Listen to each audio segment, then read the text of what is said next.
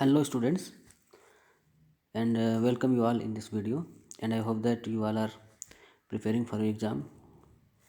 So question number 1 है, the displacement of a particle moving in a straight line is given by x equal to 2t square plus t plus 5, where x is expressed in meters and t in second. The acceleration at t equal to 2 second is. तो displacement की value दी गई है, x की value 2t square, x की value दी हुई है 2t square plus t plus 5, और आपको एक्सेलरेशन बताना है। पहले आपको वेलोसिटी निकालनी पड़ेगी। v की वैल्यू होती है dx/dt, यानी डिफ्रेंशिएशन करना पड़ेगा। तो डिफ्रेंशिएशन करेंगे तो 2t स्क्वायर का डिफ्रेंशिएशन क्या हो जाएगा, 4 टाइम्स t प्लस 1। एक बार और डिफ्रेंशिएट करेंगे तो आपको एक्सेलरेशन मिल जाएगा, a की value dv/dt, and that is equal to 4 only. So acceleration is nothing but 4 meter per second square. There is no need to value the value of t equal to 2. So the option number B is your correct option. Go for the next question. Velocity time curve for a body projected vertically upward is. तो अगर कोई body है जिसको आप vertically upward project कर रहे हो, throw कर रहे हो, तो फिर आपको इक्वेशन नंबर 1 जो आप जानते हो, लॉ का, law of equation of motion, v equal to u plus a t. यहाँ पे एक्सेलरेशन की वैल्यू क्या होगी, a की वैल्यू माइनस दी हो जाएगी क्योंकि आप अगेंस्ट ग्रेविटी बॉल को थ्रो कर रहे हो। तो v equal to u minus g t हो जाएगा, where u is the initial velocity and v is the final velocity. तो ग्राफ क्या होगा, अगर आप ग्राफ प्लॉट करना चाहते हो तो आप y एक्सिस को v ले लो, x एक्सिस को t ले लो। वेलोसिटी v जो है ये एज ए y हो गया, और mx प्लस c, ये जो स्ट्रेट लाइन का इक्वेशन होता है ऐसा इक्वेशन बन के आता है। ऐसे इक्वेशन के लिए m जो है ग्रेडियंट होता है और c जो है इंटरसेप्ट होता है। तो u की वैल्यू, u जो है वो इंटरसेप्ट हो जाएगा, और m की जगह पे आप देख रहे हो माइनस g है, क्योंकि x जो एक्सिस है वो t एक्सिस आपने लिया हुआ है। तो स्लोप आ गया, ये जो माइनस जी है वो स्लोप है, स्लोप ऑफ द कर्व। तो कुछ इस तरह का कर्व आपका बनेगा, जहाँ इंटरसेप्ट जो होगा वो u होगा, और जो स्लोप होगा वो क्या होगा, minus of g। So that this is nothing but a straight line equation. So option number B is your correct option. Okay, go for the next question. Here the value of acceleration, the value of a equal to 2t plus 5 is given. Calculate the velocity of the body after 5 seconds if it's start from the rest. तो acceleration की value दी हुई है, यहाँ पर a की value दिया हुआ है 2t प्लस 5, और अभी वेलोसिटी कैलकुलेट करना है। आप जानते हो ये जो एक्सेलरेशन होता है वो dv/dt होता है। तो यहाँ से dv का वैल्यू निकाल लीजिए, dv इक्वल टू कितना हो जाएगा, a dt। जो आपको वेलोसिटी निकालना होगा तो आप इंटीग्रेट कर देंगे, तो वेलोसिटी क्या हो जाएगा, integral of a dt। a की वैल्यू पुट कर दीजिए 2t plus 5। So what we get, velocity v equal to integral of 2t plus 5 dt। So we have velocity v equal to 2t square divided by 2 and plus 5t. So after putting the value 5 second, we have 25 plus 25 equal to 50 meter per second. So option number A is your correct option. Go for the next question. Two bodies of mass m and 4m are moving with equal kinetic energies. The ratio of their linear momenta is. So since we know that the kinetic energy equal to nothing but p square by 2m, and here if we calculate the momenta p, it comes out to be 2me. और यहाँ पे दो particle दिया हुआ है तो दोनों particle अलग अलग निकाल सकते हो. p1 e1 करके p1 हो गया और फिर p2 हो गया दूसरा √2m e2.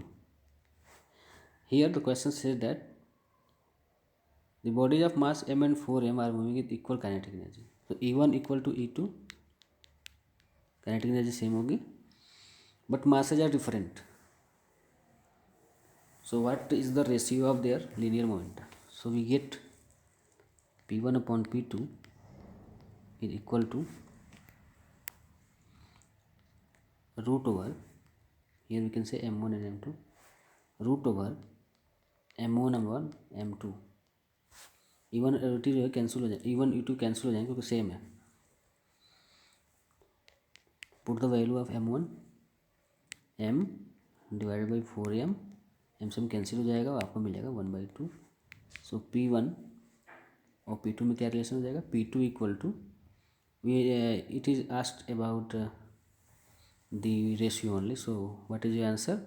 आंसर क्या आ जाएगा, 1:2 रेशियो आ जाएगा. So option number A is your correct option. Next question है momentum is closely related to.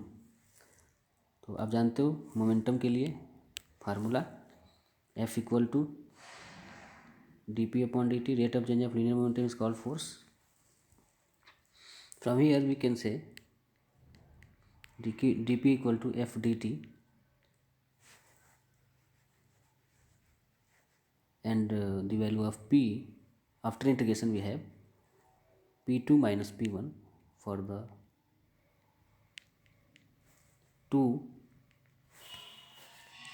two points, means we can say for the small change in time, for a very short of time we have integral over f dt, and that is nothing but impulse. So for a very short time we have a small change in linear momentum, and that is nothing but the impulse. So what is your correct option? Option number B is your correct option. Okay. Of the four basic forces, maximum and minimum range is 4. आपको पता है कि जो forces nature में exist करते हैं 4 तरह के होते हैं. कौन कौन से होते हैं आपको पता है? ग्रेविटेशनल है,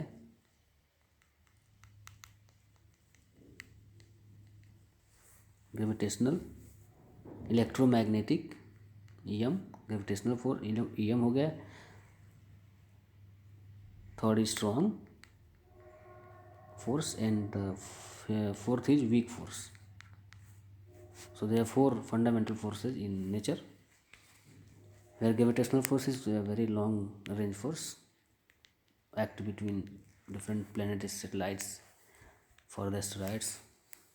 Electromagnetic interaction is also a long range interaction between the two charges, and strong force exists into the nucleus, and that is very short range force. Short range, तो यहाँ पे आपका आंसर मिल चुका है, लॉन्ग रेंज और short range. तो gravitational आपका long range का है, मैक्सिमम रेंज होगा, और जो न्यूक्लियर फोर्स होगा, न्यूक्लियस के अंदर स्ट्रांग फोर्स काम करता है, तो फिर वो न्यूक्लियर आपका हो जाएगा, न्यूक्लियर फोर्स हो जाएगा. तो ये आपका ऑप्शन नंबर ए जो है वो करेक्ट ऑप्शन है, gravitational and nuclear. Next question is the kinetic energy of A body of mass 2 kg and momentum of 2 Newton second is.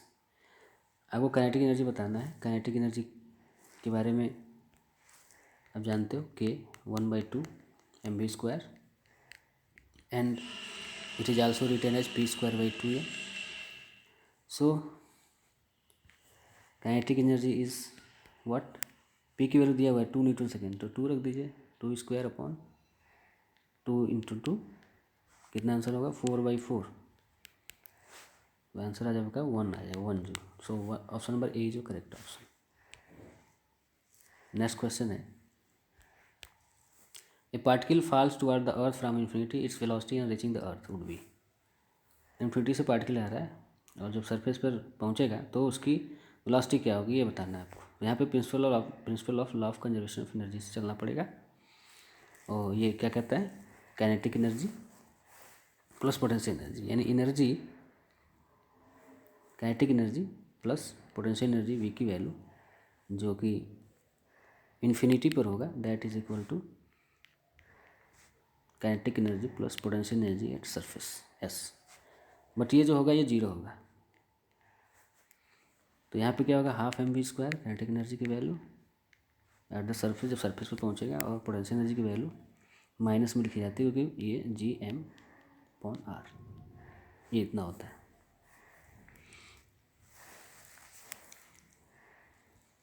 Ji M into M upon R.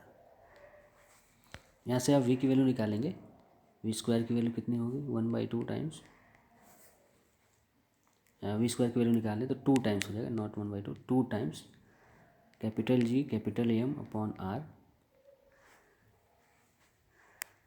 और अगर आप are से ऊपर नीचे मल्टीप्लाई कर दो तो क्या मिल जाएगा, v square equal to 2 times capital G capital M R upon R square. और फिर यहाँ से वी की वैल्यू √2 टाइम्स कैपिटल जी, और यहाँ ये वैल्यू जो है आपका G M upon R square, ये स्मॉल जी की वैल्यू होती है, तो आप यहाँ स्मॉल जी लिख सकते हैं और यहाँ पे आर है, तो वेलोसिटी की वैल्यू आ गई √2g/r। So which one is your correct option, that your B जो correct option. Go for next question, a body of mass m is move to a height equal to the radius of the earth capital R above the surface, the increase in its potential energy is. तो हम किसी body को lift कर रहे हैं, ऊपर ले जा रहे हैं, और कितना लेके जाएं, R रेडियस तक, जितना कि अर्थ का रेडियस है उतना हाइट लेके, h की वैल्यू कितनी होगी, R होगी। हाइट आपको जो लेना है h equal to capital R। आपको बताना है कितना चेंज इन पोटेंशियल एनर्जी होगा, तो आप पहले पोटेंशियल एनर्जी का फार्मूला जानते ही हैं, U minus of capital G M upon R। और चेंज इन पोटेंशियल एनर्जी की बात कर रहा है, यहाँ पे स्मॉल m भी रहेगा। ये इनिशियल है आपका, फाइनल जब एनर्जी की बात करेंगे तो minus of G capital M small m divided by R की जगह पे अब 2R हो जाएगा, क्योंकि आप अर्थ के सेंटर स्केल पोजीशन R ये हो गया आपका, और यहाँ से आप हाइट कितना गए हैं, R और गए हैं, तो 2R हो जाएगा टोटल। तो इस पॉइंट से हम कैलकुलेशन कर रहे हैं। अब चेंज कितना हो जाएगा, डेल्टा U, जो घटाएंगे UI माइनस UF, आपको मिलेगा GM small m upon 2 times R। और यहाँ पे अगर आप R से ऊपर नीचे मल्टीप्लाई कर दो तो GM upon 2 times R square into R। और ये जो वैल्यू होती है इतनी, ये वैल्यू किसकी होती है, स्मॉल जी की वैल्यू होती है। तो डेल्टा U की value change in potential energy आपको मिल जाएगा 1/2 टाइम्स, और यहाँ पे स्मॉल m भी है, स्मॉल m और फिर g हो गया और r, half mg/r। So which one is your correct option, this C is your correct option. Okay, go for the next question. If the earth stops rotating suddenly, the value of g at any point other than the poles would be. तो कह रहा है कि अगर अर्थ आपका घूमना बंद कर दे तो क्या प्रभाव पड़ेगा जी पर, स्मॉल जी पर। तो पोल्स पे तो फिलहाल जी की वैल्यू 10 आप जानते ही हो, 10 मीटर पर सेकेंड स्क्वायर। पोल्स पे तो प्रभाव नहीं पड़ेगा बहुत, लेकिन रोटेशन की वजह से इक्वेटर पे थोड़ा सा प्रभाव पड़ता है, क्योंकि जी की जो वैल्यू होती है रोटेशन ऑफ अर्थ की वजह से लेस हो जाती है पोल से। तो घूमना बंद कर देगा तो हर जगह जी की वैल्यू सेम हो जाएगी, पोल्स हो चाहे इक्वेटर हो चाहे हर जगह। तो आप एक फार्मूला जानते हैं, g dash equal to rotation जब अर्थ कर रहा हो g minus omega square R cos square phi. तो जी डैश की वैल्यू आपकी जी हो जाएगी अगर आप ओमेगा की वैल्यू क्या कर दो, जीरो कर दो। When the earth stops to rotate, तो g dash equal to g, यानी पोल्स लगाए हुए हर जगह जी की वैल्यू सेम होगी, तो इक्वेटर पे जो वैल्यू होगी जी की वो बढ़ जाएगी, है ना, इंक्रीज हो जाएगी। So the value of g at the equator will increase. So which one is your correct option? Option number C is your correct option. Okay, thank you so much for seeing the video. Please like, share and subscribe.